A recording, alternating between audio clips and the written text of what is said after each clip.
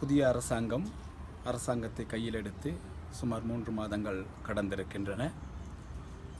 விசேஷமாக தோட்ட தொழிலாளர்களின் சம்பளத்தை 2000 ரூபாயாக உயர்த்துவதாக அகில இலங்கை தோட்ட தொழிலாளர் சங்கத்தின் தலைவர் கூறியிருந்தார். அதாவது அவர்கள் தேர்தல் வேட்பாளராக இருந்தபோது அவர் கூறியிருந்தார். அது மட்டுமல்லாது தோட்ட தொழிலாளர்களுக்கு காணி, வீடு, சிவில் உரிமை போன்றவற்றை தங்களின் அரசாங்கம் உருவாக்கியவுடன் அவற்றை பெற்றுக் கொடுப்பதற்கு நடவடிக்கை எடுப்போம் என்றவாறான கருத்துக்களை கூறியிருந்தார். இன்று அமைச்சர்கள் இயங்கிக் கொண்டிருக்கிறார்கள். என்றாலும் கூட தோட்ட தொழிலாளர்களுக்கு பெற்றுக் கொடுப்போம் என்று கூறிய சம்பள விடயம் தொடர்பில் இதுவரை எந்தவிதமான கலந்துரையாடல்களோ அல்லது கருத்துரைப்புகளோ பாராளுமன்றத்திலோ நடைபெறவில்லை என்பது இங்கே கவனிக்கத்தக்க ஒரு விடயம். அதாவது அரசாங்கம் பல்வேறுபட்ட நடவடிக்கைகளை எடுத்துக்கொண்டிருக்கின்றது. அமைச்சர்களுக்கான வாகனங்களை இறக்குமதி செய்வது, அல்லது அமைச்சர்களுக்கான உத்தியோகபூர்வ வாசஸ்தலங்களை உருவாக்குவது, அதே போன்று அரச ஊழியர்களை காவல்துறைக்கென ஊழியர்களை பணிக்கு அமர்த்துவது, இவ்வாறான ஆட்சேர்ப்புகள் போன்றவற்றை கூட நடத்துகின்றது. என்றாலும் கூட தோட்ட தொழிலாளர்களின் இந்த வீட்டுரிமை பிரச்சனை அல்லது சிவில் உரிமை பிரச்சனை அல்லது காணி உரிமை பிரச்சனைகள் இன்னும் கிடப்பில் கிடக்கின்றது. குறிப்பாக கடந்த 77 ஆண்டு காலமாக மாறி மாறி ஆட்சிக்கு வந்த முதலாளித்துவ ஆட்சியாளர்கள் இந்த தொழிலாளர் வர்க்கத்தை புறக்கணித்து அவர்களின்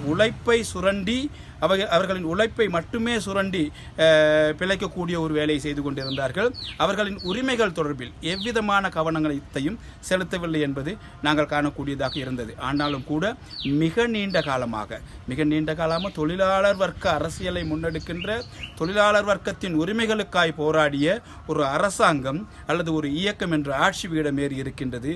இவ்வாறானதொரு பின்புலத்திலும் கூட தோட்ட தொழிலாளர்களுக்கான அடிப்படை உரிமைகள், அடிப்படை வசதிகள் பெற்றுக் கொடுக்கப்படாமை என்பது மிகவும் வேதனைக்குரிய, வருத்தத்துக்குரிய ஒரு விடயம். எனவே இது குறித்து அரசாங்கம் கவனம் செலுத்த வேண்டும்.